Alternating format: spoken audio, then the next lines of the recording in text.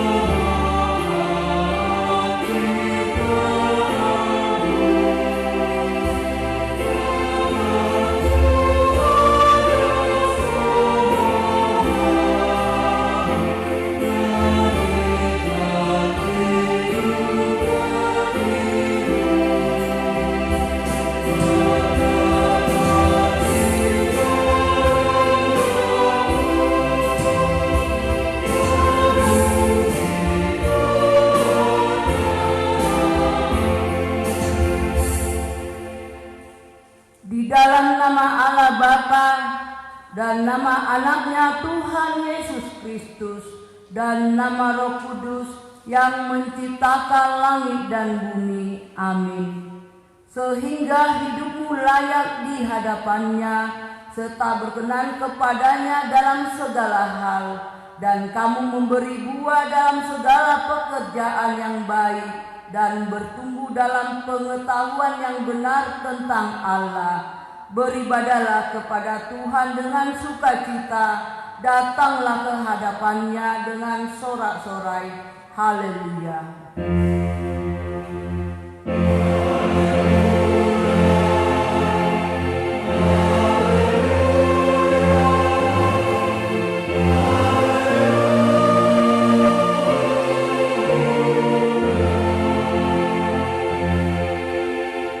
Marilah kita berdoa. Ya Tuhan Allah yang Maha Kuasa, Engkau adalah sumber penghiburan bagi orang yang berduka cita, dan Engkau adalah sumber kekuatan bagi yang lemah. Kasihanilah kami, tataplah orang yang berduka cita dan yang kena pencobaan. Dengarlah jeritan mereka dan bebaskan mereka dari penderitaannya, supaya mereka melihat dan mengenal bahwa Engkau adalah pertolongan, perlindungan dan pemelihara pada waktu penderitaan. Di dalam Yesus Kristus Tuhan kami. Amin. Kita bernyanyi buku nyanyian HKBP nomor 567 ayat 1.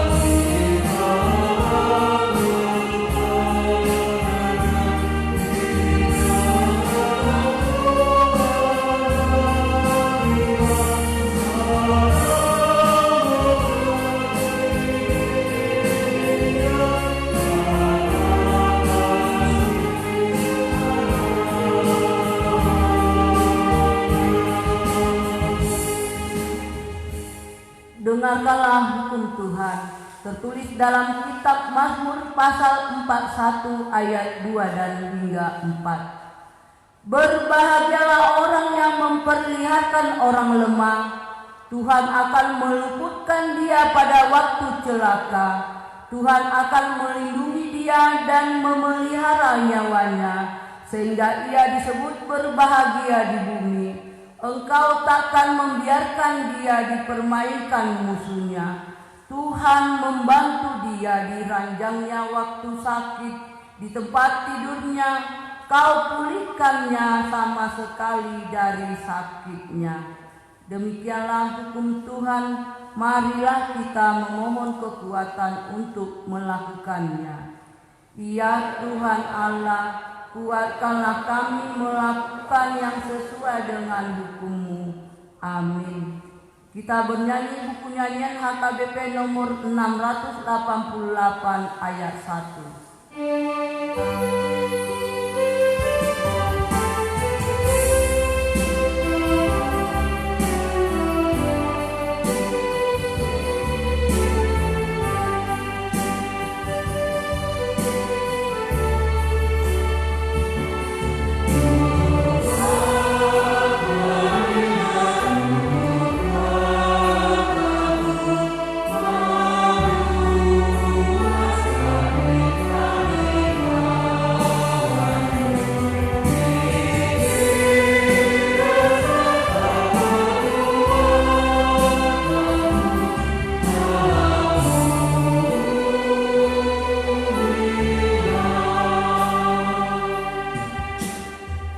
Marilah kita merendahkan diri untuk mengaku dosa kita.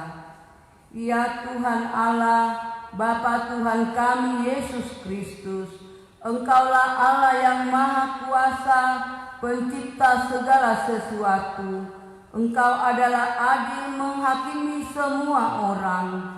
Kami datang ke hadapan-Mu mengaku segala dosa kami yang kami lakukan karena melanggar hukum-Mu, baik melalui perkataan kami yang tidak benar, maupun karena nafsu keinginan duniawi yang selalu mempengaruhi kami. Kami patut mendapat murka Tuhan akibat dosa kami itu. Tetapi Engkau adalah Tuhan pengasih dan penyayang. Kasihanilah kami, ampunilah segala dosa-dosa dan kesalahan kami di dalam Anak-Mu Tuhan Yesus Kristus.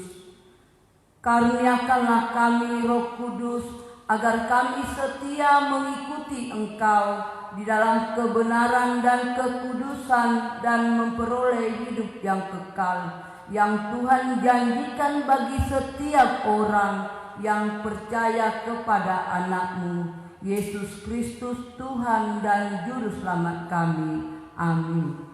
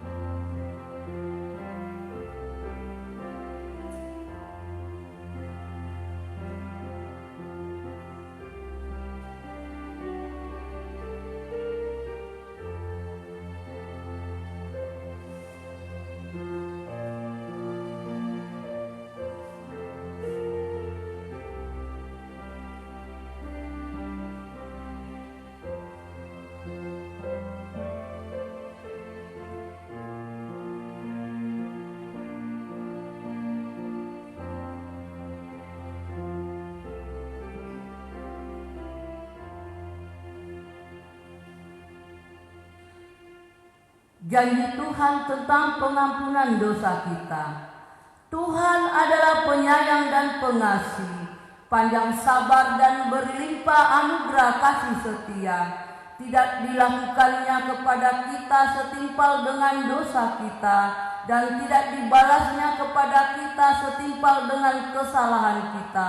Seperti Bapa yang sayang kepada anaknya, Demikian Tuhan sayang kepada orang-orang yang takut akan Dia. Kemuliaan bagi Allah di tempat yang maha tinggi. Amin. Kita bernyanyi buku nyanyian HKBP nomor 190 ayat 1.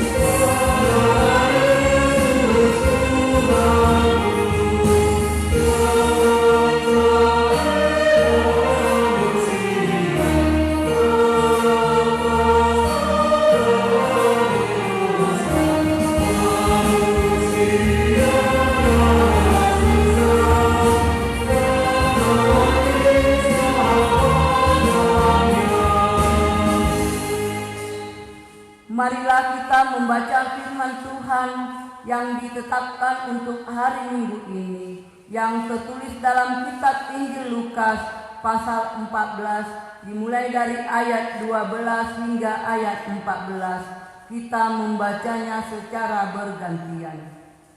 Dan Yesus berkata juga kepada orang yang mengundang Dia, "Apabila engkau mengadakan perjamuan siang atau perjamuan malam, janganlah engkau mengundang sahabat-sahabatmu atau saudara-saudaramu atau kaum keluargamu atau tetangga-tetanggamu yang kaya, karena mereka akan membalasnya dengan mengundang engkau pula, dan dengan demikian engkau mendapat balasnya."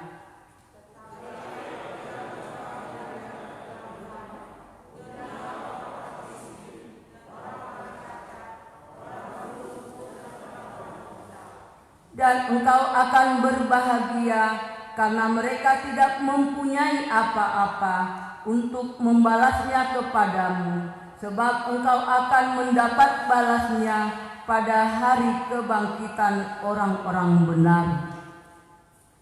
Demikianlah firman Tuhan. Berbahagialah orang yang mendengar firman Allah serta memeliharanya. Amin. Kita bernyanyi buku nyanyian HKBP nomor 474 ayat 1.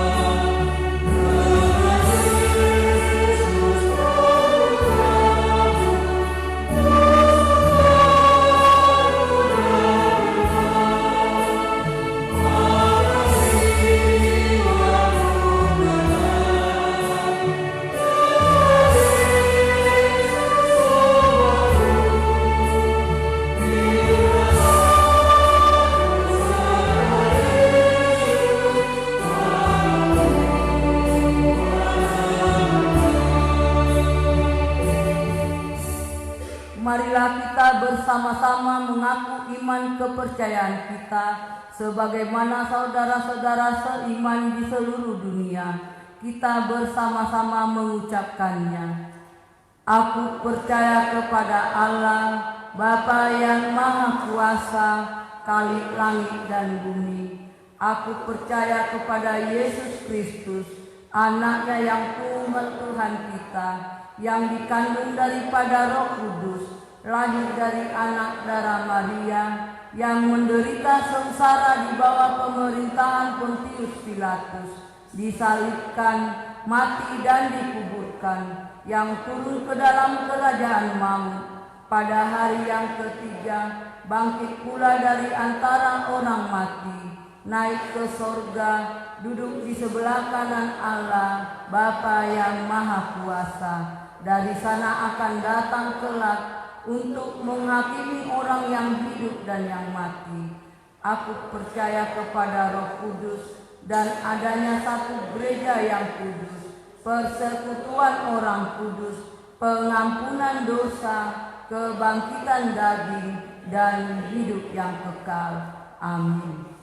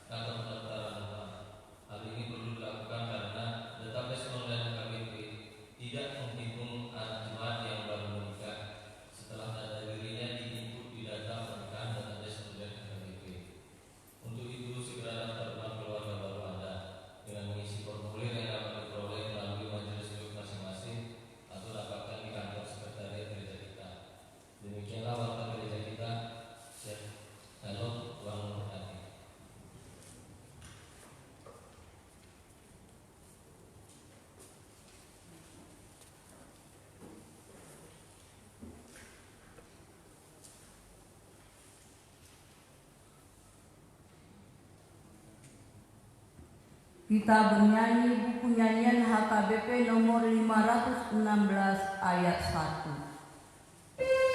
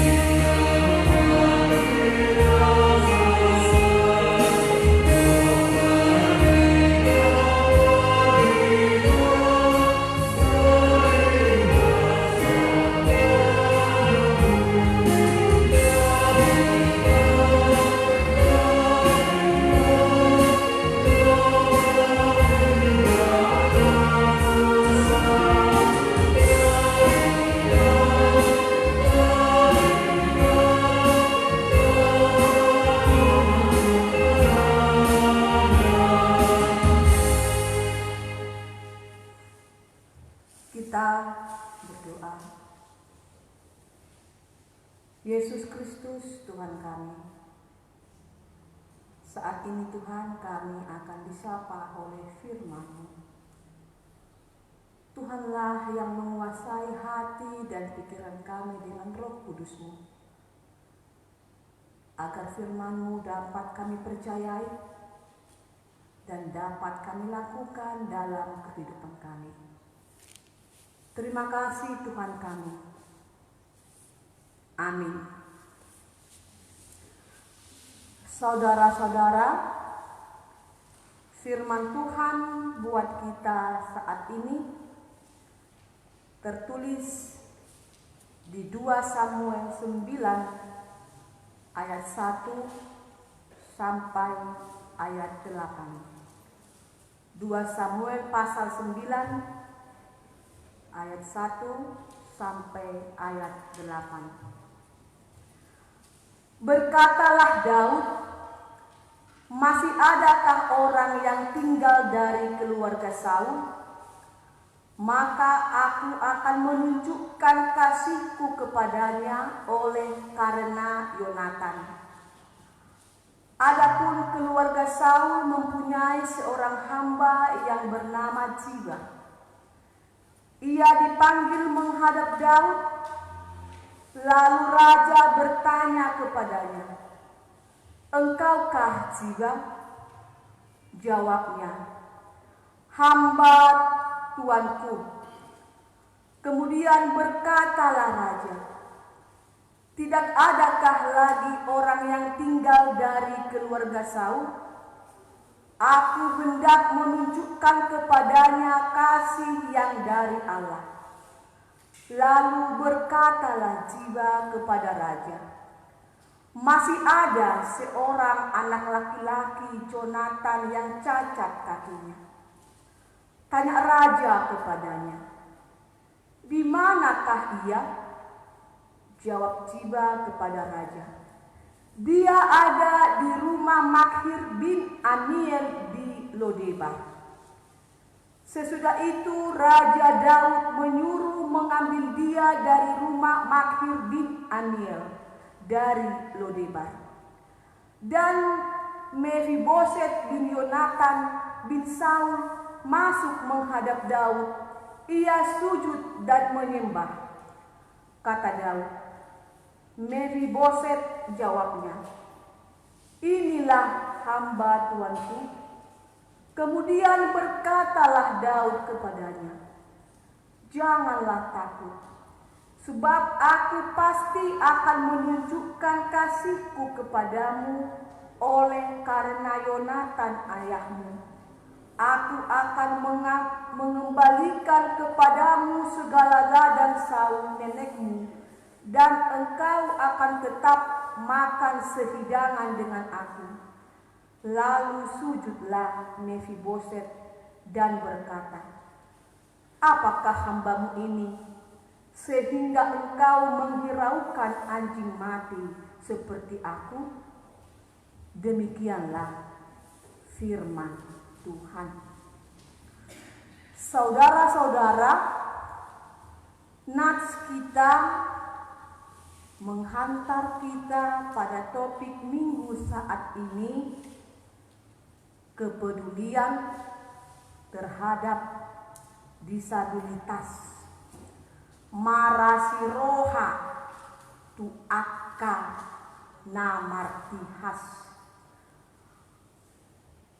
Kita pasti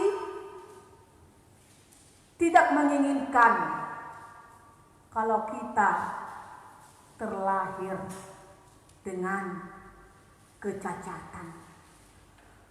Kalau kita disuruh memilih apakah kita lahir dengan sempurna, apakah kita lahir dengan cacat, tentu kita tidak akan menginginkan. Kita pasti memilih kita terlahir dengan sempurna. Tidak ada orang yang menginginkan dia lahir dengan cacat.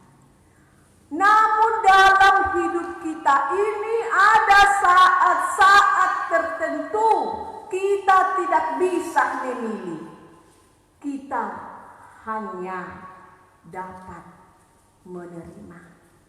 Kita tidak dapat memilih kita lahir cacat atau sempurna. Kita tidak dapat memilih kita lahir dalam keluarga yang miskin atau keluarga yang kaya. Kita tidak dapat memilih kalau aku lahir, maunya aku lahir sebagai suku tertentu. Tetapi kita hanya dapat mensyukuri dan menerimanya. Sebagai orang tua, kita juga menginginkan melahirkan anak yang sehat. Kita juga menginginkan kalau anak kita itu lahir dengan sempurna, ganteng, cantik, dan pintar. Namun ada keluarga yang harus menerima dan harus bersyukur bahwa mereka memiliki anak yang disabilitas. Apakah keluarga tersebut akan menyingkirkan anak itu? Apakah keluarga tersebut akan menganggap anak itu sebagai suatu kesialan di dalam hidupnya? Atau menghakimi keluarga tersebut bahwa anak mereka itu lahir akibat dari dosa-dosa mereka. Orang-orang disabilitas mungkin ada di sekitar kita. Orang-orang disabilitas mungkin ada di tengah-tengah keluarga kita. Apakah kita menganggap mereka sebagai suatu beban, sebagai suatu kesialan dalam hidup kita? Satu yang kita teladani di dalam khotbah kita ini, bagaimana seharusnya kita bersikap terhadap orang-orang yang disabilitas. Daud berbelas kasihan. Dikatakan, aku akan menunjukkan kasih yang daripada Tuhan kepadanya. Daud berbelas kasihan, mengingat janjinya, peduli kepada Mephiboset yang mempunyai keterbatasan fisik, yang kedua kakinya cacat timpang. Saudara-saudara, ada 4 tokoh yang menjadi pelajaran bagi kita dalam khotbah kita ini. Yang pertama adalah Ziba. Dia adalah parorok, pengasuh dari Mephiboset semasa kecilnya. Pada mulanya Mephiboset itu adalah lahir dengan sempurna. Pada mulanya hidupnya cukup nyaman. Karena apa? Dia adalah cucu seorang raja. Dia adalah ayahnya bernama Jonathan. Bagaimanalah kehidupan cucu seorang raja? Hidup dalam kenyamanan, hidup di dalam kesejahteraan. Hidupnya sangatlah nyaman. Tetapi ketika Saul dan Jonathan, orang tua Mephiboset, kalah perang terhadap Palestina, Ziba sebagai pengasuh Mephiboset, orang tuanya dibunuh oleh orang Palestina. Ziba melarikannya. Ziba menyelamatkannya. Pada saat itu umurnya 5 tahun. Menyelamatkannya dari kekejaman orang Palestina. Tetapi pada saat dia menyelamatkannya, terjadilah kecelakaan yang mengakibatkan kakinya harus cacat. Dan tokoh yang kedua adalah Makhir bin Amir. Di sanalah Mephiboset tinggal. Merekalah yang mengasuhnya, merekalah yang merawatnya. Mereka mengasihi, memperdulikan. Meskipun Saul dan Yonatan sudah tiada, tetapi mereka tetap mengasihi Mephiboset sampai dewasa. Mereka menunjukkan kepedulian, mereka menunjukkan kasihnya kepada Mephiboset, meskipun orang tuanya, hartanya sudah dirampas orang Filistin. Tokoh yang berikutnya adalah Daud, seorang raja yang menggantikan Raja Saul. Dengan tidak menyingkirkan, tidak menghina, dengan bergaul dengan mereka, Daud tetap mengasihi dari keluarga Saul. Hal yang biasa dalam pergantian raja. Jika seorang raja akan berganti, maka seluruh keluarga raja itu akan disingkirkan dengan tujuan supaya keluarga raja itu tidak melakukan pemberontakan lagi, supaya keluarga daripada raja itu tidak merebut lagi kerajaan itu. Tetapi apa tindakan dari Daud kepada Mephiboset dalam nats ini? Daud mengasihinya, dia peduli, dia membantu. Daud mengembalikan ladang yang sudah direbut oleh orang Filistin. Daud mengasihinya, bahkan menjadikan Mephiboset sehidangan dengan Daud. Daud kembali untuk menarik Mephiboset kepada kerajaannya, kepada istananya. Sangat terbalik dengan yang dilakukan oleh seorang raja yang biasanya. Biasanya seluruh keluarga kerajaan yang akan diganti akan disingkirkan. Tetapi Daud mengundang kembali Mephiboset untuk kembali ke istana. Dan dia juga sehidangan, sama makan, dan bahkan dikatakan menganggap Mephiboset itu sebagai anaknya kembali. Dia menunjukkan kasih daripada Tuhan. Daud tidak membalaskan perbuatan dari Raja Saul. Raja Saul, nenek dari Mephiboset yang hendak membunuh Raja David. Tetapi Saul tidak membalaskannya. Dia mengingat kebaikan dari Jonatan, bapak dari Mephiboset. Saudara-saudara, inilah menjadi pembelajaran bagi kita. Hendaklah kita di dalam hidup ini jangan mengingat hal-hal yang jahat dari diri seseorang. Daud tidak mengingat kejahatan daripada Raja Saul, tapi dia mengingat kebaikan dari Yonatan. Demikianlah dalam hidup kita ini. Ingatlah kebaikan keluarga tertentu. Ingatlah kebaikan seseorang. Jangan diingat segala yang kurang. Kalau kita hanya mengingat kekurangan seseorang, kejahatan seseorang, maka akan sulit bagi kita untuk melakukan kebaikan.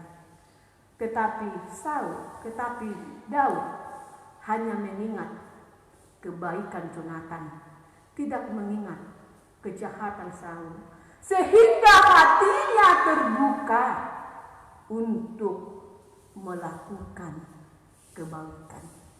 Saudara-saudara, tokoh yang keempat, Mephiboset, cucu seorang raja, namun malapetaka datang kepada hidupnya. Ia harus cacat, dia harus kehilangan kenyamanan hidupnya. Namun karena kerendahan hati ada dalam hidupnya, ia sujud kepada Daud dan mengatakan dirinya digambarkan sebagai anjing mati.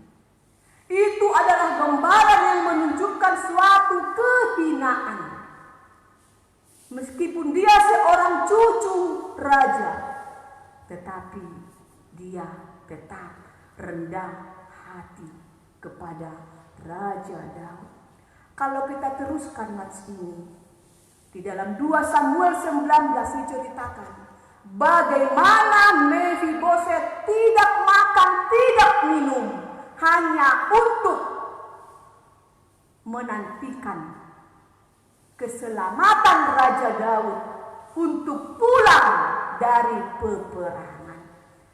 Saudara-saudara, kita patut bersyukur jika kita diberi organ tubuh yang sehat daripada Tuhan. Namun kita juga diingatkan untuk menolong, untuk mengasihani saudara-saudara kita yang disabilitas. Dan tidak menyingkirkan, tidak menghina, tetapi kita merangkul, kita mengasihani mereka. Pada zaman Perjanjian Lama, seorang yang cacat tidak memiliki tempat, tidak diperhitungkan. Dan sampai kepada persoalan agama, orang yang disabilitas dianggap adalah karena kutukan, karena dosa mereka.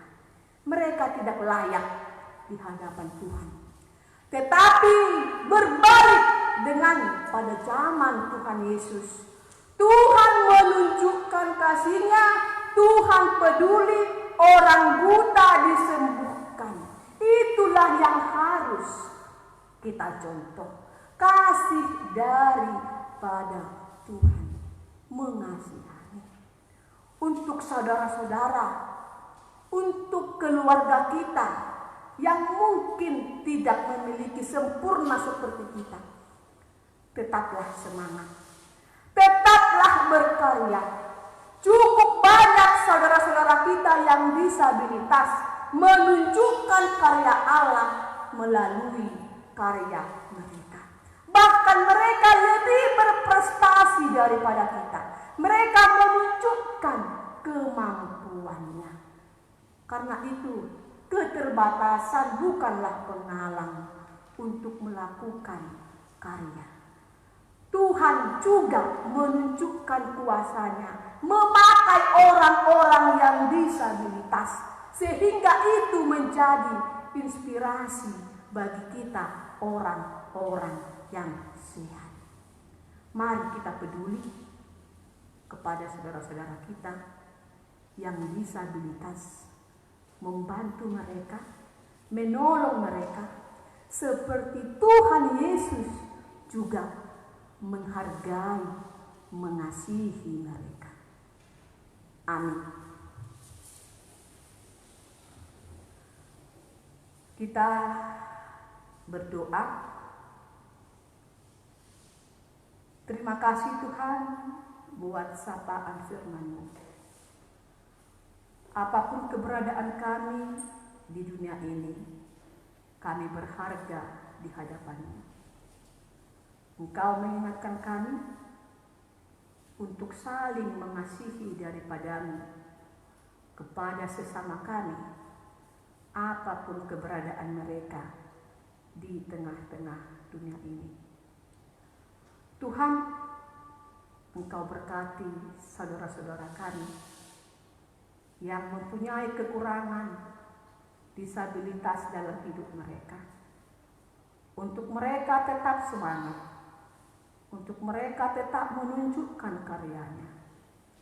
Karena Engkau juga memberikan kelebihan keistimewaan bagi mereka. Kami bawakan Tuhan gereja-Mu. Untuk Tuhanlah yang senantiasa memberkati kami, memberikan hikmat dan kebijaksanaan kepada kami, untuk kami berjalan hidup sesuai dengan firman-Mu. Berkati Tuhan jemaat-Mu yang berencana akan menerima pemberkatan nikah. Tuhanlah yang memberikan kesehatan kepada mereka.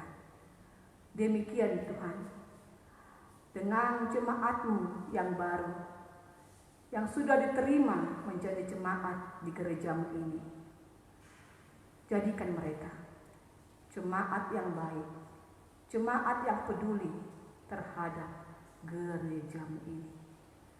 Demikian Tuhan, dengan jemaat-Mu yang memberikan ucapan syukur karena berkat yang mereka terima, Tuhanlah yang senantiasa menambahkan berkat dan memberikan hikmat kepada mereka. Ya Tuhan kami, apapun rencana dari gereja-Mu, Engkaulah yang senantiasa memberikan hikmat kekuatan kepada perhaladomu dan kepada jemaat-Mu, agar dapat bersatu melakukan kehendak-Mu dan memuliakan nama-Mu. Terpujilah nama-Mu, Yesus Kristus Tuhan kami. Amin.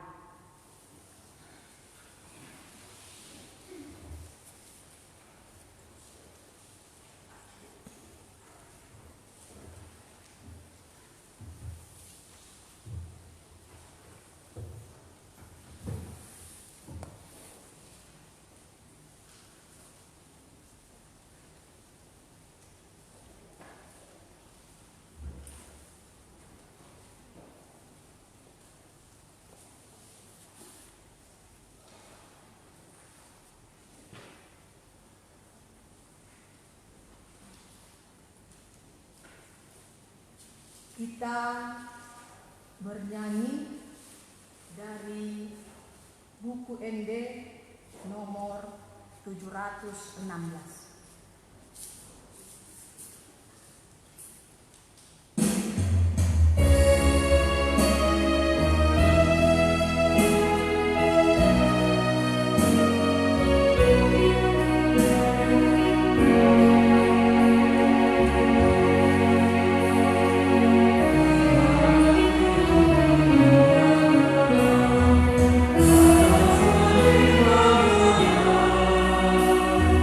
Yeah.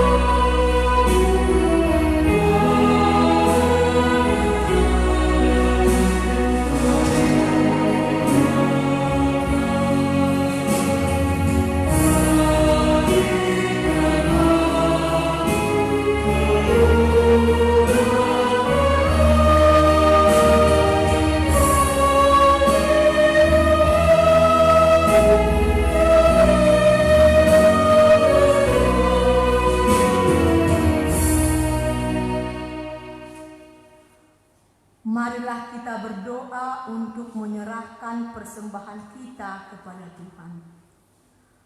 Ya Allah Bapa kami yang di surga, kami mengaku bahwa Tuhan adalah sumber dari segala karunia yang melimpah dalam kehidupan kami masing-masing.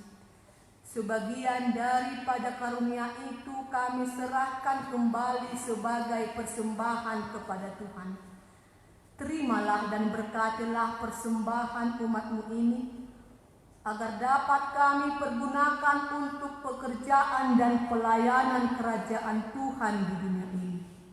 Bukalah hati kami untuk mengenal betapa banyak berkat dan karunia yang kami peroleh dari Tuhan, supaya kami senantiasa bersyukur kepadamu di dalam nama Yesus Kristus Tuhan kami. Amin.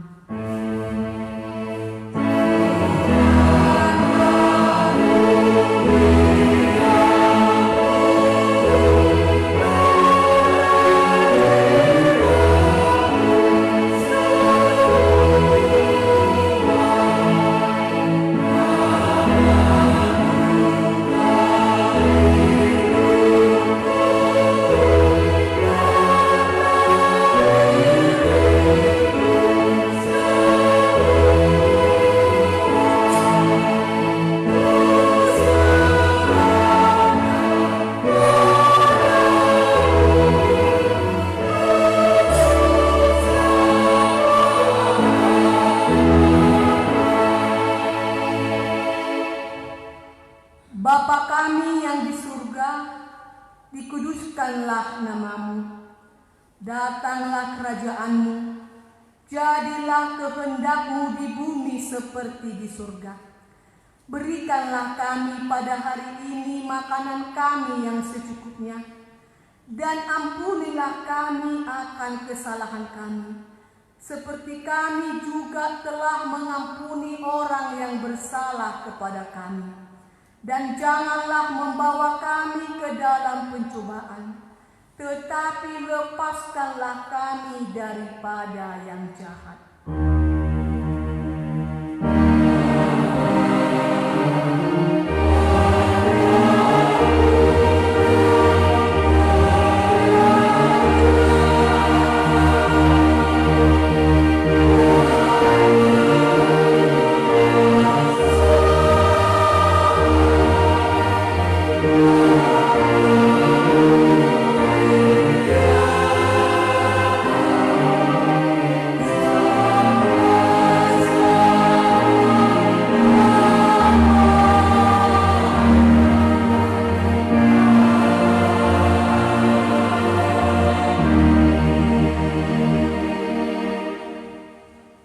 Pulanglah dengan sejahtera dan terimalah berkat Tuhan. Tuhan memberkati kita dan melindungi kita. Tuhan menyinari kita dengan wajah-Nya dan memberi kita kasih karunia. Tuhan menghadapkan wajah-Nya kepada kita dan memberi kita damai sejahtera. Amin.